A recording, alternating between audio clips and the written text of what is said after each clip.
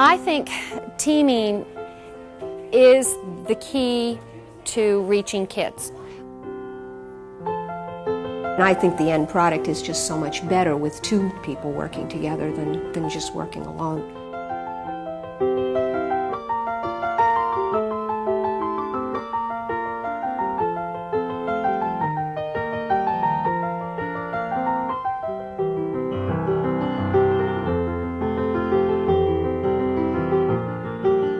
As a Pride team member, I pledge to respect myself and others, approach challenges with an open mind, and attack my work with a can-do attitude.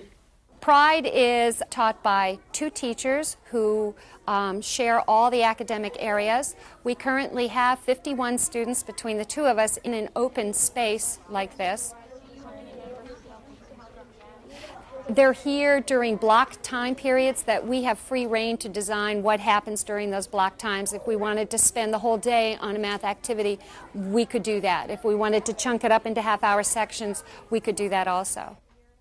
Pride stands for pride, respect, independence, dreaming, and energy. It's Pride's Bill of Rights because everybody in Pride has their own rights. And, like, I have the right to an education. Our pride identity is the kernel that holds everything together. When we begin the year, we talk about the word pride and what that means. We have them bring in examples from home of things that show them when they were proud. We talk about a lion's pride, and a lion is our logo. This is the Serengeti room. This is the Sahara room. So we carry that picture through a lot of what we do. And they do really neat things, like with Pride's Proudest. They pick a name of a kid. Two names. Yeah, well, two names, one in the Sahara and one in the Serengeti. And you get to hold, and they have these little stuffed animals of lions, and you get to hold them for a week and have them at your desk. Yeah. I think our partner teaming works best because we kind of got to choose one another, and we both believe in a lot of the same practices and philosophies. I think an important aspect of teaming has to be a desire to be together. I really enjoy Carrie's enthusiasm. I enjoy the way she looks at things differently from me. The store will be closing in 5 minutes. Susie's very high energy, they're both very enthusiastic, but in different ways. Carrie's more low-key, more mellow, so it adds a really nice balance. I would say I really learned a lot by modeling. I come into this really strong with a bachelor's degree in ecology. I knew so much about life sciences, and my mathematical skills were pretty strong as well. But I really didn't have an appreciation for literature, and Susie's gotten me to read. I love poetry now, and she's gotten me to look towards reading in a whole descriptive way that I never looked at before. But when we go up there, does she keep it? So it'll, like, She keeps this, right. kind of, yeah. And the check, which she'll pick up at the end of the day. You guys missed the accountant thing. I was a straight language arts teacher on a team of 4, and I taught my own little cubicle 4 times a day. I just processed kids through me. And after a while, the frustration of not knowing a child who was also good at kickball or also knew fractions really well showed up, because if they didn't like to read or write, they didn't like me, they weren't invested in the class. I had no other connection with those kids. And it just seemed to happen subtly that I wanted to know them better. And a vehicle to do that would be to teach the other disciplines. It wasn't that I thought I should be a more holistic teacher. It was more like, I really want to know the kids better. How can I do that? And here's a tool. I think something that I found in working with other teachers that's really difficult is giving up. Instead of a person thinking that they can replace what they have with maybe something more powerful, people are only thinking of, I have to throw this out. And I think the trick in teaching a teacher to be more of a teammate and work more cooperatively with others and create integrated studies is saying you don't have to give up, but how can we enhance and broaden in a more horizontal fashion what you're already doing? Let's try that part again. Mike, you keep yours. Odyssey's a multi-age class with 6th, 7th, and 8th graders. We have 2 teachers, Mr. Hinshaw and Ms. Fossler. Ms. Fossler teaches social studies and language arts, and Mr. Hinshaw teaches math and science. And this year we have about 22 sixth graders, about 18 seventh graders, and 7 eighth graders for a total of 45 students. What was your goal? My goal was to write down all the books that I've read this year. So that you'd have a really good record. Yes. And I did write them all down. And I came up with 130 books. That's a lot. Another thing good about Odyssey is since you only have 2 teachers and you have them for a lot of years, you can get to know them and you can get to know what to expect from them and get on their good side. Yeah. We do a lot of group projects like this puppet project. And we kind of started it out by, we brainstormed that we wanted to do a study of astronomy. Right. And then we were trying to figure out, well, how will we tie the language arts and social studies in? And we thought about constellation myths, and then that kind of led to doing a play. Now, are you guys satisfied with this? Is it the look you want? The fact that that's sticking out, it doesn't look right. Should we use a different size tooth? We have another tooth here. That's kind of a big tooth. Groups work together, different groups every project, so we really establish that interaction so students have to work with each other. And I think the barriers of the grades are broken down then too, because everybody contributes to the project as a whole. It doesn't matter if you're an 8th grader, a 6th grader, or a 7th grader. It's how you're contributing to the project and will it be a success. So that's on the more getting to the academics, if you will, but it's still a family atmosphere because we're all together in this for one goal, and that's to get the job done as best as you can.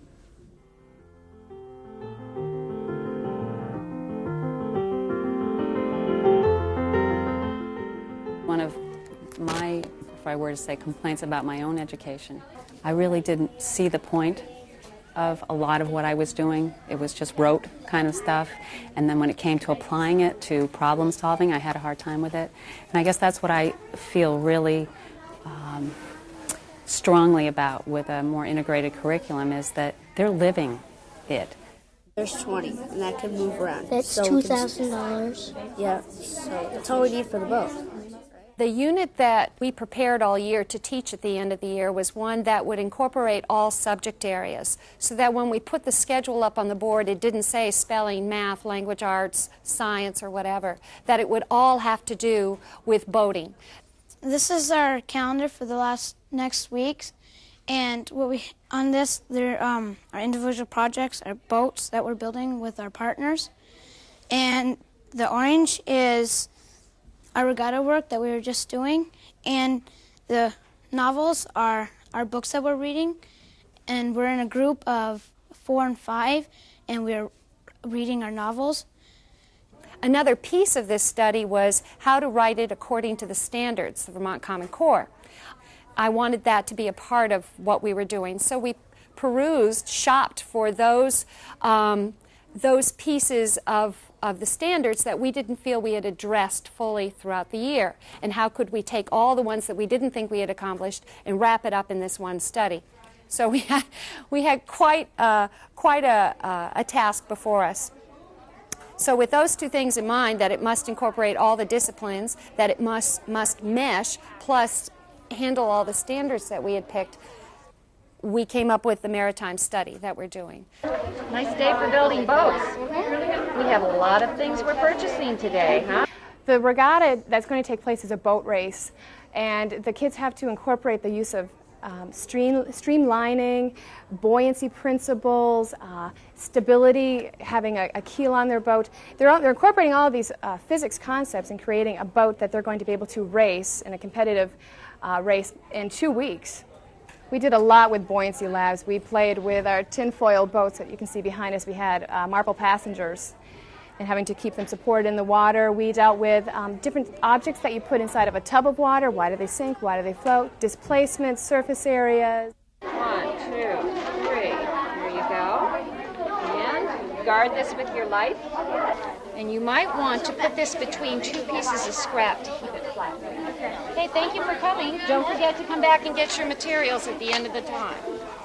Hi. Hi. How are you? Hi. And who are you? Okay, make the keel first. Look at it. Hold it there. That's the keel. No, it has to be longer. No, it doesn't. It's perfect. The accountants manage the checking and the balancing of the checkbooks, and they have to balance and hope that their check doesn't bounce, or they have to pay a fine of $100 or up to $1,000. So we have to be careful with our math, and that we hope that our checks are signed. One of the hallmarks of this study has been working in cooperative groups. They know all about roles of facilitators and record keepers. They know how to resolve conflict in a group. They know how to reach consensus. Okay, now we need to make the sides. How are we going to do that? Are we going to put them together like this? Like this? For the side? Yeah. Yes. Okay. We have to add more mass to keep it afloat. Or what we could do is we could just add like another mass like that going across it. Yeah. I think that would work. What we hope to accomplish here is not necessarily a boat that makes it to the end the fastest, but a feeling of cooperation, of teaming, of pride in what they've created, following directions, following rules, being accountable, very much what we ask them to do in a lot of other activities.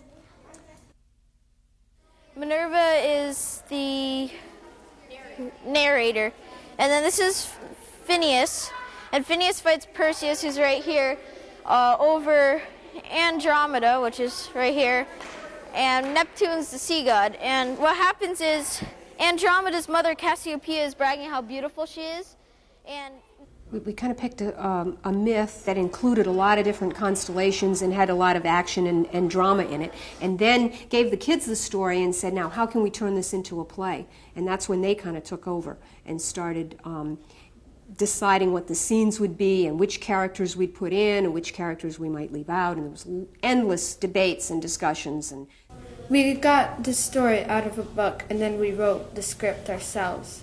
We wrote different scenes, and anyone who wanted to could write a scene. And we also took out a few things like Pegasus. That didn't fit in very well, so we just X'd that out. We had a lot of major changes. Are you saying it's not true? Why, I'll... Dear, that's not what I said. Okay, let's try it again. It's really starting to look good. With respect to how science was involved with the project, in our early planning stages, while Jane was working with getting the students together in the creation of the play from scratch, I was talking about astronomy, planet orbits and sun and moon orbits, and a lot of the really hardcore facts of astronomy, so they have a background. The real theme is the thinking process. And part of that is technology and how to put things together and make it work. Once it sits down, if you don't wobble it, it'll... Does that conflict the design we did before? I thought we put some braces on it last time. We went through so much. We had so many problems, like how to attach this to this, like the angle isn't right, and we had to find all these solutions.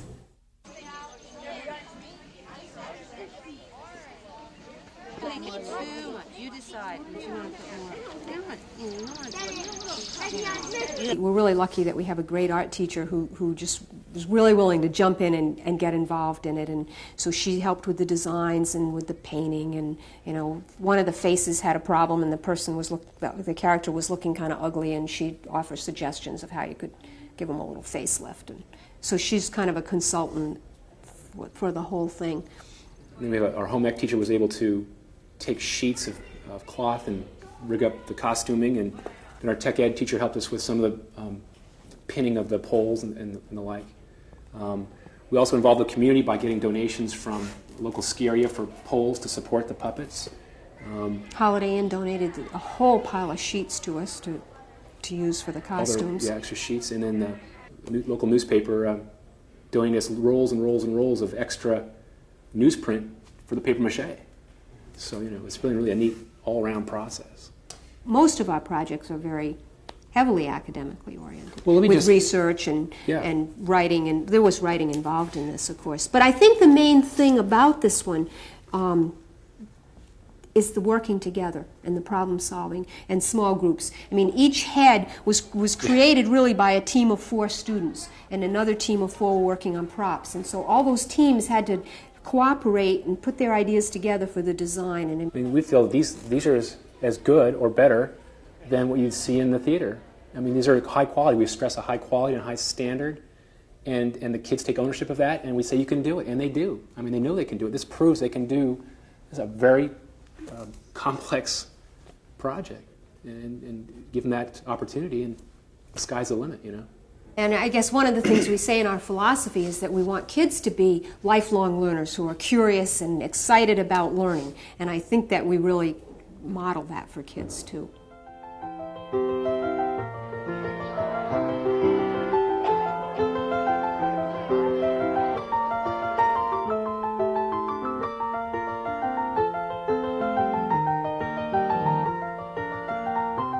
At the beginning of the year, we make it quite clear to our parent community that they're very much a part of what makes things happen in this classroom, makes it successful, unsuccessful, healthy, or unhealthy.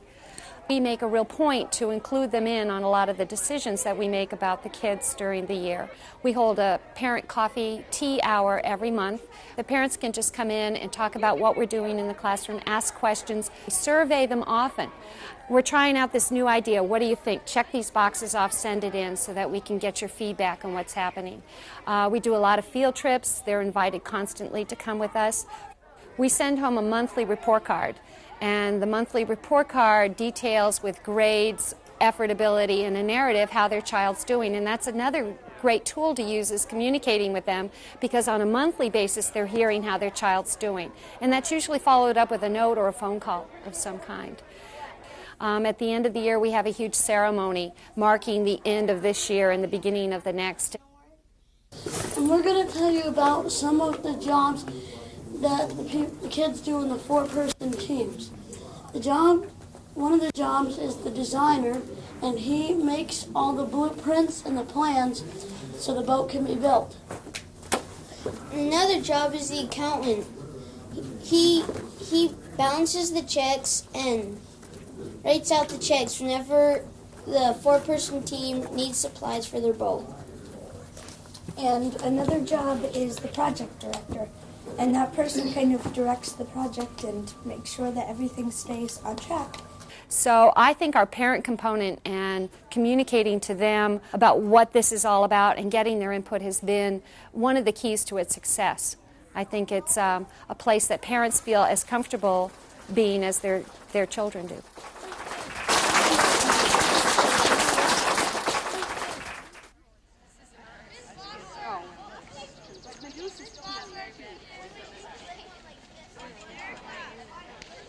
We have a picnic in the end of the summer, just before school starts, for all the families. And usually most people come to it with their whole family. And it's just a way to kind of welcome the new students and reconnect with, you know, other older students to reconnect and families to connect. And we feel like that's a really nice way to start out the year. Keep parents well informed with letters home on students' progress and interactions with the class. And we try to have parents involved as much as possible, and whenever we do a big project, then we always bring the parents in to share that project with them, and I think that helps to create, again, sort of an extended family feeling. Yes, you're the most beautiful woman in the world. As for gods, well, now, here, let's just be careful. The gods do not appreciate being compared to mortals.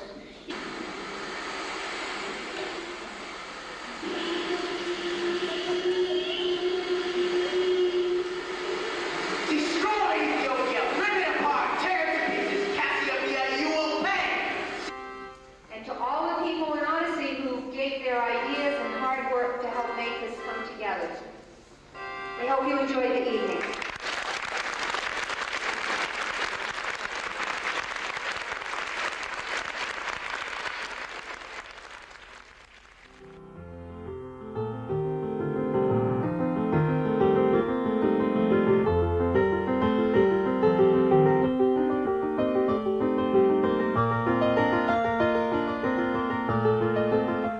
What anyone demands of a good partner is someone who's there physically and mentally as well.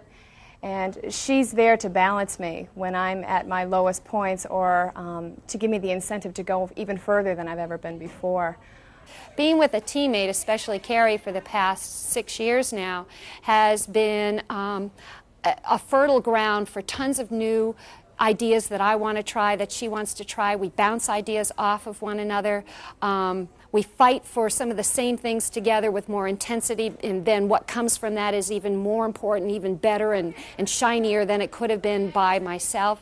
They sort of make up some neat stuff. If one teacher just made it up, it might be sort of not as fun because they put their minds together and they think of really neat stuff.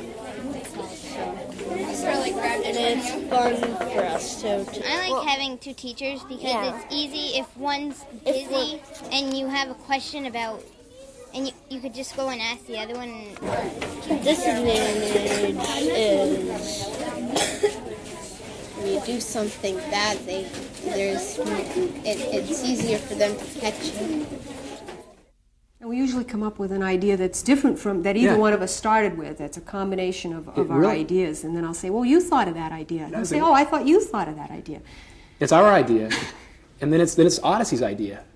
And so we don't know, it's all that ownership thing. It's everybody's, and everybody has a part of it. Yeah, I think it's better to have two different teachers when you're learning like these kind of hard scientific stuff, because then you can have more individual attention so you can learn it. It helps you learn it better. That with two people, then you're only going to have a smaller number of students, and I think there's a big advantage to having a smaller number of students. If you had 125 students, a lot of the teams in our school have, I don't know how you'd ever get to know those students. I know a lot of what she's doing, and she knows what I'm doing. And if I know something's in the classroom that's going on and the student's not behaving properly or not doing an assignment properly, I can say, well, I know that you're supposed to be doing that. So I think the quality increases. I don't want to see them leave. I feel so close to them and feel like I know them so well. And I think with a bigger team, you just wouldn't have that feeling. And I think it allows us to teach towards the individual. I think that by working this way and doing a lot of different projects, and I think you keep your energy, whereas I don't know how people can just kind of teach the same thing all the time. I don't know, it would drive me crazy with boredom. Yeah, as a first-year teacher, working with a partner who's been here for 25 years, it's been wonderful. She's been my teacher, but she'll tell you that I've been her teacher. It's just keeping it exciting for us, so I could teach another 25 years and still, feel excited every day. And I hope I can do this for my entire career and keep that freshness all the time. Has my teaching style changed as a result of having a teammate? You betcha. It's changed a lot. More hands-on, less talking, more involvement. I think having a teammate lets you be a little bit more forgiving of yourself and allows you to step back when you need to, yet come to the forefront when you need to. So teaming is the best thing. If I was to go back to school and think about teaching, I would never have considered it being an independent sport. I would definitely want to be a team player, and I wouldn't want to do it any other way but this way.